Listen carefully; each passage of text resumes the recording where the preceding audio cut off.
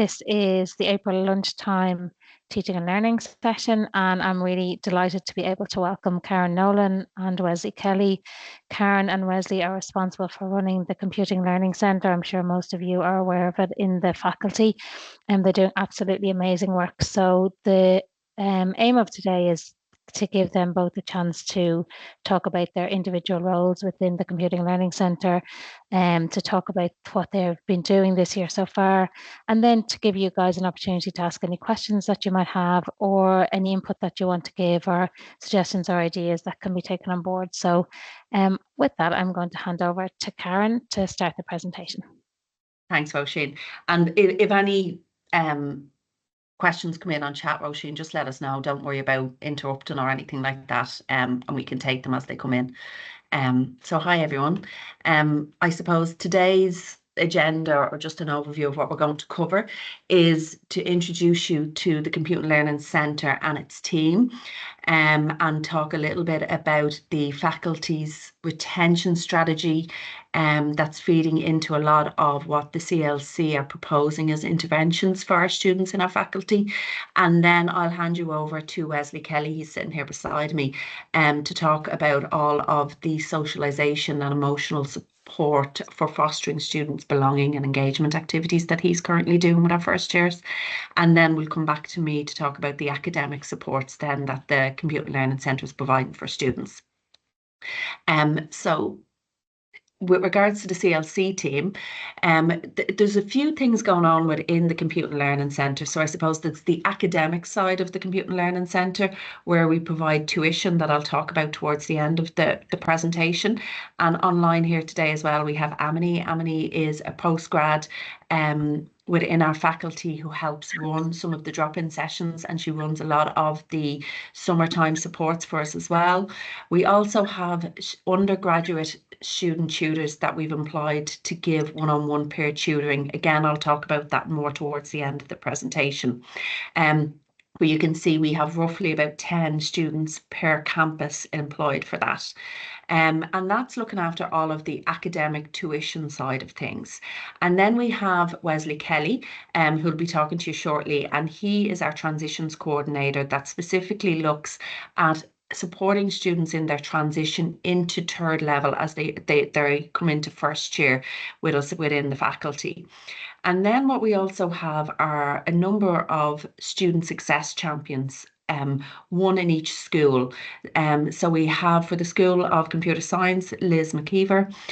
We currently don't have one just yet for the School of Enterprise Computing and Digital Transformation, but we are dealing with some of the year tutors there in lieu of the Student Success Champion coming on board. And then Marie Brennan in the School of Informatics and Cybersecurity, and Lida is from the School of Mathematics and Statistics. And really what they are is our link into the schools. So as you'll see shortly, I'm going to talk a bit about the faculty's retention strategy and to how that's driving what we're doing, the decisions we're making, the activities we're doing. And really, I suppose the student success champions it's a buyout of 2 hours of lecture time where they really work one-on-one with us with regards to the first year students within their faculty so that we can target interventions to them. So I suppose the current retention data really, I suppose, within our school is, or the logic behind it is the Computing Learning Centre, or the CLC, as the acronym that we use for it. It's externally funded through a HEA ICT retention fund. So our remit as a team, I suppose, is to work on retention for our faculty. And that work then we're using it to inform all of our supports and activities that we're given to our students. So I suppose as means of explaining our motivations, really, TU Dublin's strategic plan and financial recovery plan have both identified enhanced retention as an important component of the university's approach to increase in student numbers. So our retention targets as set out by the strategic plan is to achieve the national norm for non-retention for first year students within the faculty disciplines.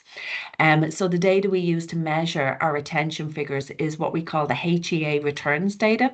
So that's collected every March, and what it's doing is tracking the portion of first year students in a given year who are still listed in the university the following year.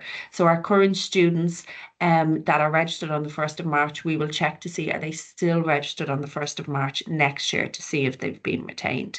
So what this table in front of you really does is compares our faculty's baseline retention rates from our most recent year that we have recorded, 2022-23 academic year, against the national norms across the different levels, 6, 7 and 8s.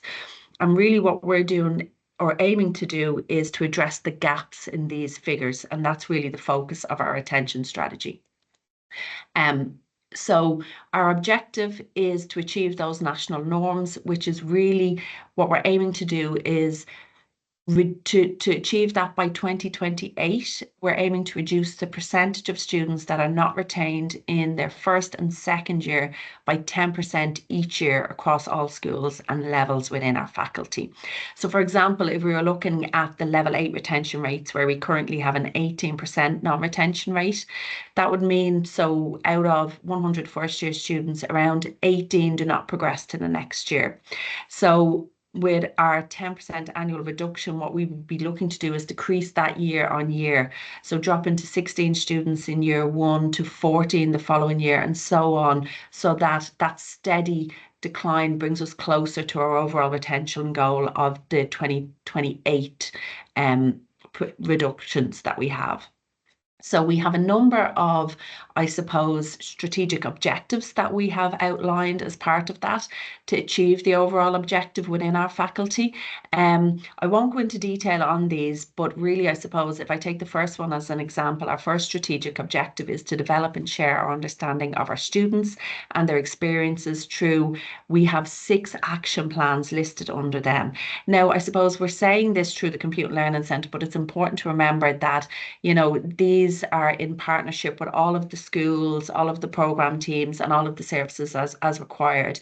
But really to expand on the first strategic objective, we're aiming to utilise HEA student data along with learning analytics to develop and enhance our understanding of students and their experience. That involves conducting also student surveys, student focus groups, student exit interviews, and then that data, more importantly, is monitored and acted on through a collaborative effort involving management, academic staff and support staff. To ensure that we aim to meet it. Now, there's a lot more information behind all of that we can provide if anyone would like it afterwards. But I suppose if we go and look at semester 1 data, so we've been monitoring our first year students within our faculty across, I suppose, a number of different things, like in this case, the level that they came in on. So there's 2 pieces to this. I suppose the left-hand side here, the starting students, are the students that we took in September. And depending on the school, we've different kind of codes that we use to say whether they were what does NS mean, Wesley? Not registered. Didn't present for registration. Didn't present for registration, withdrawn, deferred, etc. So I suppose on the left-hand side is just so we have an understanding of who's there in September. But really, I suppose the right-hand side here, the retained students year to date, are what will really fall into our HEA returns data. So these are the students at the end of semester 1.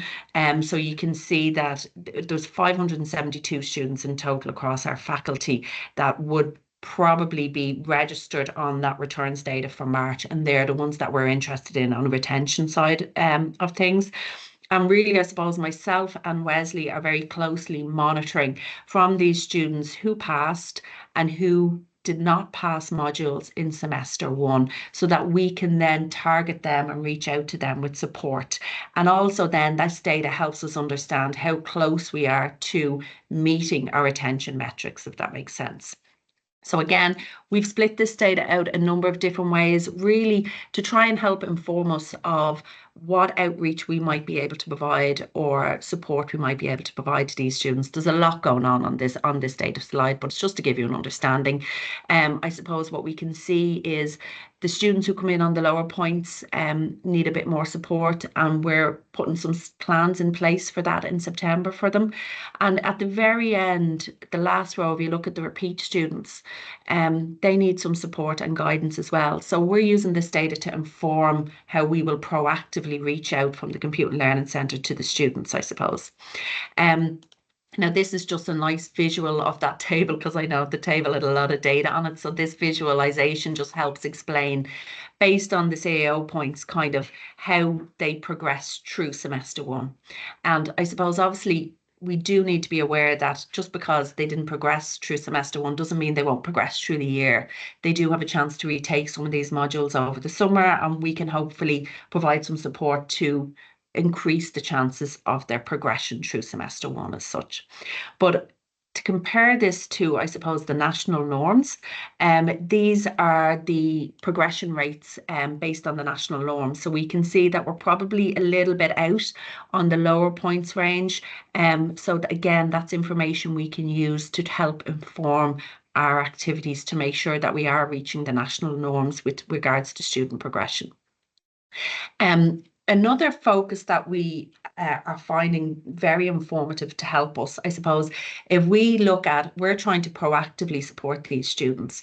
So the likes of what level they come in on, maybe what CAO points they come in on, we know that the minute they walk in the door in September, and we can very proactively put supports in for those students, maybe the level 6, level 7 students, give them some extra support at the start or throughout the semester. Because they are naturally the lower points ones as such. So that's information that we can proactively reach out to those students straight away with. But also then throughout the semester, what we're finding very informative is to monitor their attendance. So in semester one and semester two, we have the attendance data from our Blanchardstown and our Tallaght schools. And what you can see here is we have it split out. So if I look at Blanchardstown here, basically the blue is semester one attendance and the orange is semester two attendance to date, whether they passed or whether they failed. And then we break it down further to see if they failed 1, 2, or 3 or more modules. And what we can do is we've gone in directly to the Blanchardstown first year students and showed this to them and said, look, you know, if your attendance was around the 54% mark, you're at risk of maybe not being successful in all of your modules, and it's something that you need to watch. And plus as well, we can see those students actually, their attendance dipped even further in semester two. So we sent them all emails around their attendance, and we're using that piece as well throughout the semester as such. So I suppose looking at all of this and what does it mean for our retention targets? These are our targets. We're not saying, I suppose, that progression is retention. They are two different numbers, but they are correlated, and it does give us an indicator of what path or the trajectory of these students are. So it helps keep us informed of where our attention may be, I suppose. So I suppose we use this data to inform how we worked through semester two. So Wesley will talk a bit more on this support plan, but basically any students who passed, failed 1 or 2 modules, or failed 3 or more modules, were reached out to, dependent, you know, could be just with an email, or if it's 3 or more modules, Wesley directly reached out to them, and then also the MP students to try and get a status update on them. And also the attendance piece, we use that to really target students directly to inform them of their attendance and try and encourage them to reach out for any support if they were falling behind. And then we're also using it to propose support plans that we may put in place in September to help those students that we know, and when they walk in the door, might be slightly more at risk, as well as monitoring attendance throughout the semester as well. And I suppose all of those efforts really that we're using the data really align with the academic supports, which I'll talk about shortly, that are available to the students, but also the work that Wesley is doing as well. So I'm going to hand you over to Wesley now. Is there any questions there, Roisin, while we move the screens across? Yeah, no questions at the moment, Karen. Everything's quiet there. Okay, good afternoon, everybody. Okay, so I work very closely with Karen in the Computer Learning Centre. As you know, Karen is the academic lead. I look after the sense of belonging, social integration, and the emotional well-being of our students. And I also see myself as that accessible designated point of contact for our students, non-academic. So my role essentially is to help guide students as they transition into university. And what you'll see on this slide are some of our key objectives from our retention strategy, specifically addressing our strategic objective, which is to enhance student sense of belonging. So under that, we have orientation, reorientation, extended orientation program, peer mentoring, social wellness events, and point of contact for students.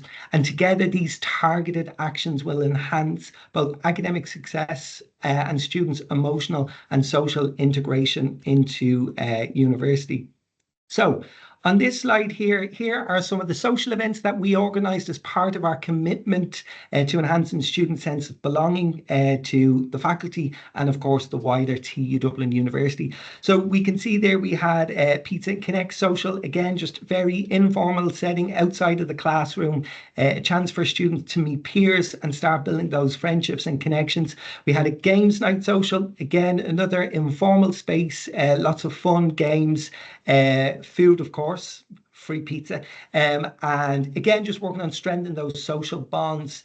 We had the President's Sustainability Innovation Challenge. This was a hackathon. I actually was going to run my own hackathon, but then discovered that we actually have two well-established hackathons that take place each year. So let's not reinvent the wheel, duplicate work. So what I did was piggyback off these events and promote them to our computing students. And the President's Sustainability Innovation Challenge that took place in Grangegorman. We had a great turnout from computing students. We actually had a first year computer science winner in the first place team, and they won €1,000. And then our second place winners were all first year computer science as well in Grangegorman. So a really good event. And then we had an end of semester one celebration. Again, just a very informal event, lots of food, fun, games, and really marking that milestone in their academic journey. And then we had the mystery movie night. So we brought first years from all campuses into the Lighthouse Cinema, and we had a mystery movie night. Again, went really, really well. And then if we look at some of the wellness events and supports that we provided this year for our students, we had an ACER exams workshop. This was an event that collaborated with the Student Counselling Service, which was delivered by them and myself. And we really looked at practical tips and psychological strategies for students to boost exam confidence and performance. We also delivered a Stop Procrastination webinar. Again, this was delivered by myself and the Student Counselling Service. We really looked at what is procrastination, why do students procrastinate? And we also looked at some of the research that shows that procrastination is huge amongst the university setting. And then, of course, we gave them some practical and easy techniques to help with procrastination, to boost productivity and to reduce some of those stress levels. We had drop-in clinics in semester one and semester two across the three campuses. These were sessions they offered, quick, effective personal support plans, and yeah, they were really popular. We also had an events exam results essentials webinar. We had a lot of support this semester with students around exam results and exam support.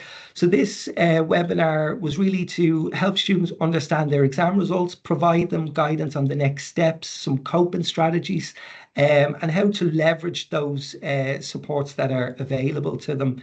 Again, we did a lot of work around exam support. Again, I know Karen just showed, we would have reached out to all students. So I would have mail merged all students who passed just to congratulate, email say well done on smashing semester one.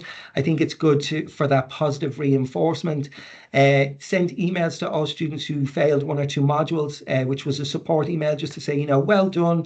I could see you had some challenges. Don't forget that these supports are available, and reach out to me if you need any further support.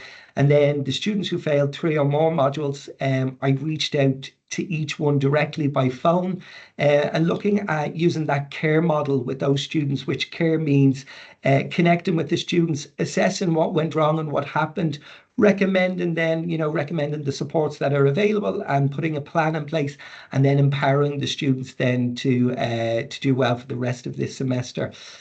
And then we have the support compass.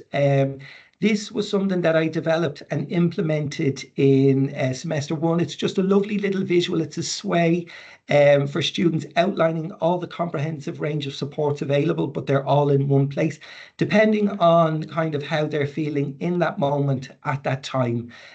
So, for example, the compass has 6 categories there. So if it's emotional support they need, they can go to the emotional support section, and it will list all of the services that we have. And it's been a great support for students. So if we go on to peer mentoring, so one of my key pillars of work when I took on this role was Kieran, who was our head of teaching at the time, teaching and learning, wanted that we had a strong peer mentoring presence and program within our faculty. So historically, peer mentoring was run by the chaplains, but of course there was a bit of upheaval this year. We didn't know whether they were going to be staying or going. They have been extended for 2 years. So I'm working closely with the chaplains on their student-to-student TU Dublin peer mentoring program. I will be the main point of contact and driver for our faculty. So you can already see there on the data on this slide here. Last year in 2024, we had 21 students recruited as peer mentors across the whole faculty. This number this year, we actually have, it's been updated since I did this presentation. I think we've about 87 students recruited so far across all the campuses.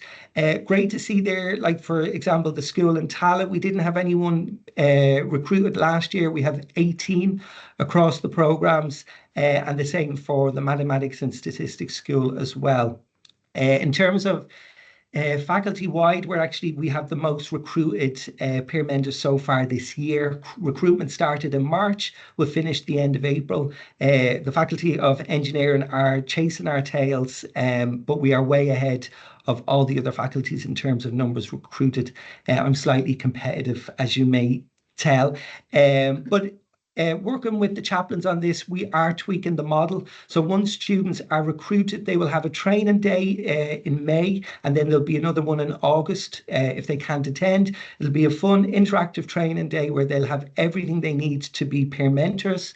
They will meet their peer mentees, or they will meet their mentees at program orientation, and they will meet them twice in semester 1 and once in semester 2. Now, 2024, we don't really know what, if any, peer mentoring took place, because the chaplains didn't unfortunately have the resources to follow through on that. So again, whereas I'm going to be the main driver and point of contact for our faculty, I will make sure that we follow through and that these sessions all take place. But yeah, that's the peer mentoring program. And then just our extended orientation program. So when I started this role in August, I went with our extended induction model that had been used for the last couple of years. Obviously, now that I'm in the role and I have capacity to look at extended induction, I'm looking to improve the model. And this is based off feedback which I received at student focus groups held this semester. So our old model of extended induction would have followed students for 5 weeks after the main orientation. However, this new model that I'm looking at, called Kickstarting College Success, will be an extended orientation program that will follow students right through their first year at TU Dublin. And again, is designed to support their transition success and growth, and kind of with each step will help them connect with people, build skills, and stay on track. I see their transition into university as a journey, and maybe not necessarily an event. The extended orientation will be a range of social events and wellness events designed by me or run by me specifically for our computing students, but then also piggybacking off those social and wellness events that are being run university-wide. You can see on the slide here just a little sample of a student roadmap for semester one. I also have been working on an exciting project for the Kickstarting College Success, which is a podcast series. We've one more episode to record. These will be released each week after orientation, but it's all podcasts around the student experience, some academic tips in there as well. We have a podcast, an episode on all the amazing supports and financial supports that are available, an episode from student leaders or students who are involved in societies, volunteering and sports. So yeah, we'll have that ready to go for semester two. And I'm also looking at trying to engage more on Brightspace. So I'd love to have like a Kickstart hub on Brightspace for students where we can, have the calendar of events. Some of the feedback from our focus groups with that extended induction they don't want it to feel like additional work. So we are looking at ways that we can maybe, for those high achieving students or students that want to, maybe have a digital badge or a certificate, maybe if they attend, 4 workshops in the semester or 3 events. But yes, this is the new program that will be rolled out in September. Once I have the model finished, I would love to meet with some of the first year tutors, especially those tutors who I worked with on extended induction in semester one, and sit down together and brainstorm some ideas of how we can engage and incorporate some of this extended orientation program into their communication modules or critical skills modules. So yeah, that's, and then this is our designated, so I see myself as a designated point of contact for our students, non-academic. One of our strategic objectives is to really understand our students and their experiences. So I created this MS form, and every student interaction that I have, I complete this form. So we can see there, I've had 256 student interactions have taken place this year. Obviously, interactions have occurred across all campuses, with Tala representing the highest proportion at 47%, Blanchardstown at 34%, and then Grange Gorman at 18%. Method of interaction, you can all see there at 82% is email, and I think that's reflecting students, preference for easy, immediate and flexible support. However, I am seeing an increase this semester in those in-person meetings, Teams and phone calls with students, supporting students maybe with those more complex and sensitive issues. You can see there the types of concerns that are coming through: academic, financial, social, exam support, attendance, extended induction, and personal. Some of our students are dealing with an array of issues, outside of their academic things like addiction in the home, financial costs, accommodation, and mental health. And what's nice about me is they, I'm working with the student success champions and the year tutors, and they're linking students in with me. I will meet with them, provide support, and then obviously where needed, signpost them. But what's nice about this role is it's that I can journey with them. So I'm not just signposting them and then leaving them, and forgetting about them. I'm following through, linking in, making sure that they've, linked in with the support services that I've recommended. And there's quite a few students actually for the last couple of weeks of this semester that I will be meeting with quite regularly every week, just to make sure that they're staying on track and that they're keeping themselves accountable. But I guess as we develop this MS form over the next couple of years, we will really start to gather some great information on our students and the experiences that they're facing. And then just lastly, for me, I want to always bring it back to the students because that's why we're here. And these are some just set testimonials. And you can see here some of the direct feedback from our students who have been part of our events or supports. And you can really see the efforts that have been really made makes a difference in the university journey. And I just want to read the bottom one out there because I think it encapsulates everything that we're trying to do here. Dear Wesley, Thank you very much for the meeting. It was a lovely experience to come in and chat in such a safe and supportive environment. And thank you for asking about the exams. On another note, a huge thank you for yesterday's movie night. It was a great opportunity to meet with my group mates and just relax. The movie was interesting. I really enjoyed it.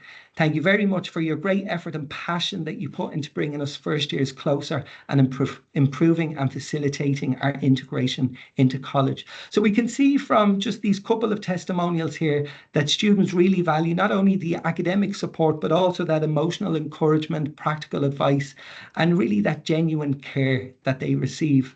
My aim as I move forward in this role is to constantly deliver these kind of experiences for our students, making sure that they feel genuinely supported, connected, and equipped to succeed. So thank you so much for taking the time to listen to me today. And I'm going to pass you back over to Karen. We're just going to do a little swap. All very technically able here. Hold on. Hopefully I'm back on the screen.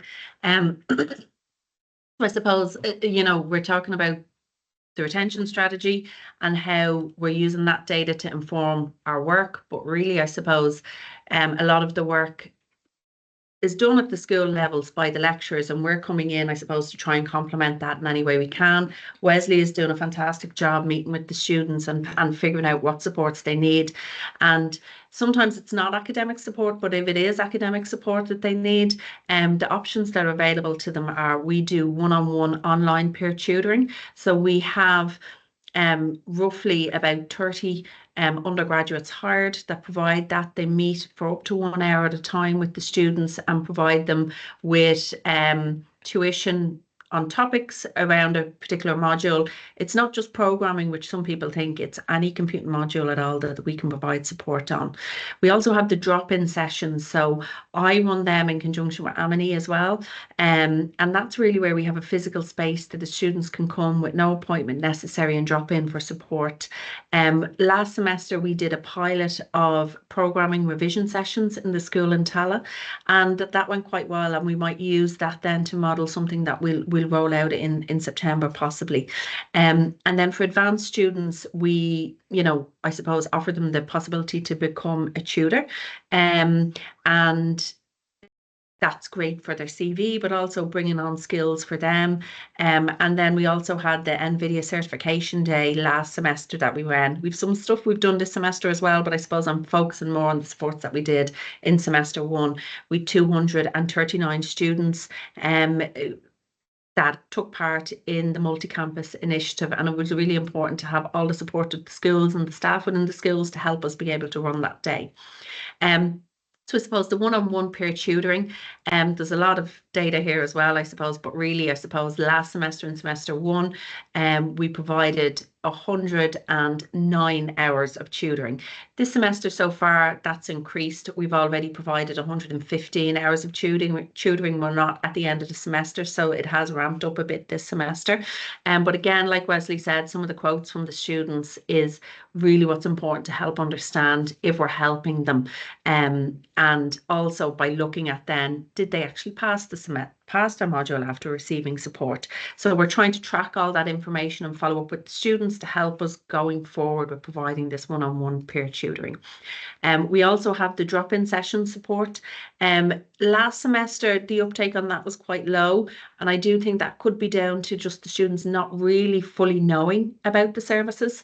It has increased a lot this semester, but still not hugely. Now, I am having a meetup in Maynooth University with a number of different learning centres who actually, I've been chatting to them online, and they're seeing a drop in the student numbers that come to the drop-in support. They think it might be down to students using AI to help them, but we're going to meet and try and understand. I think it's really important that we still provide this drop-in service, especially for the first, number of semesters as we get going. I think it's really important to have a physical space students can come to for face-to-face support if they need it. And the pilot program revision sessions that we did, we ran that in Tala with a really small group of students, and it was really revising topics that they may have covered in previously in class. So I didn't cover any of the current week's material. It was more like a workshop really. But the feedback that I had from it was really good. I asked students like questions like if they found a session useful, if they found a session helped them with the understanding of what had already been covered in class, and we use like art scales and we have data around that, and the data from it is really good. And there were some issues around, didn't start till week 4 because we were trying to find lab space. So it is something that I would love to do with maybe those level 6 or level 7 students, give them a bit of extra support in September, and it's something that we're looking into running further. But really, I suppose our aim today is to kind of make you aware of the Computing Learning Centre, what we're trying to do, and so that maybe you can feed back to your students and remind them about the free supports. You know, for any socialization, emotional issues, they can come straight to Wesley. And let me move this over slightly. All of his information is on our faculty's webpage. And then for any academic support, yes, we are proactively trying to reach out to students, and we're getting better with that as the more data we have. But really, you know, any students you can point in the direction that you feel might need it. They can sign up for the one-on-one online peer tutoring, or they can see the schedule for the drop-in timetable. It's all on tudublin.ie/CLC. So that's it from us. Brilliant. Thank you Do you so have much, any Karen and Wesley. questions? Yeah, there's a few questions coming in the chat there. But just to say, fantastic. I mean, amazing work. I think everyone will agree. There's a much needed resource, and it's being really well utilized, and the data that's coming out of it is something that isn't in any other faculty, I don't think, in the university. So we're really, really lucky to have you. So thank you for all that you're doing. The first question that's come in is from Michael, and he's just asking, has there been any data collected on the number of Year 1 students who are working part-time during the academic year? Because he suspects that may be a significant number and affecting the attendance rates. No, there hasn't, Michael, but that is something that I will look to add into my student interaction form next year, because you're right. As I'm interacting and meeting with students, a lot of it is part-time work. So you've got students who are working part-time jobs which are affecting their attendance, or then on the opposite, then you've got students who are not coming to college because they don't have a part-time job and they may have long commutes, and financially it's picking between maybe traveling to college or eating. But yeah, definitely I will add that into our student interaction form for next semester, so we can monitor that. Because even some of the, like with regards to the attendance piece, we had like 9 different formats of emails that went out to them around attendance for Tala and Blanchardstown, because they were the ones that we were measuring, depending on whether they had been successful in semester 1 or whether their attendance had improved or stayed the same or disimproved, etc. And a lot of students did reach back out to us and Wesley, and there was like some students that literally, as Wesley was saying, look, it's 2 buses that I have to get on and it costs X amount, and I actually some days just cannot afford to pay for the commute in and out to college. You know, it's between that and food. So, you know, I suppose the Computing Learning Centre, a lot of people probably think tutoring when they think of it, but really I suppose what Wesley's work is really establishing is a lot of it is socialization, you know, external factors going on that's impacting the students. And he has that interaction form that he has. There's a wealth of data in there that, yes, we have some of the stats that I showed at the beginning tells us who's progressing, but I think all of the data Wesley has will really inform us as to why that's going on. And any suggestions like that, Michael, that, you know, you think would be useful to add to the interaction form, reach out to Wesley. Yeah, and already I'm going to make modifications based on, you know, this year's kind of been a learning experience for the both of us in this role. So next year, that interaction form will be definitely a lot more tailored. There is questions that I'm answering that I don't need to, but yeah, it will definitely change as we progress. Brilliant.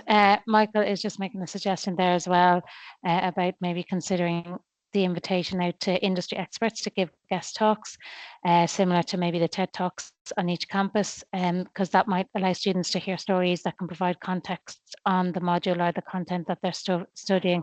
It's a really good idea. I Yeah, know a that's a lot of great the idea. schools do that as well, that kind of themselves, but that might be a really good idea to do as well, something like a TEDx. Yeah, that's really, really good. Thanks, Michael. If there's any other questions, you can stick them into the chat. I suppose I should have probably said at the beginning as well that this work that's going on through the CLC, especially the retention end of it, is part of the university strategy towards the growing our student numbers and our recovery plan for the university as well. So it's really, really important. So anything that you guys can feed in or directing students to the CLC is really, really good. And I suppose it's just about getting that information out there that Karen and Wesley are there to help and support. And then from your perspective as lecturers, if there's anything you can do or suggest. Jack, do you want to come in there? Give your hand up. Just really quickly, first of all, Karen and Wesley, that's great stuff. It's great to hear it's going on, so well done. I was just going to ask anything you do in terms of retention, if you wouldn't mind just keeping us updated. I'd love to know what you're doing, and I'd love to support that however I can, all the mentors. So yeah, just let me know. Yeah, well, I suppose in the School of Computer Science, we've just recently got the Student Success Champion, Liz, assigned to us.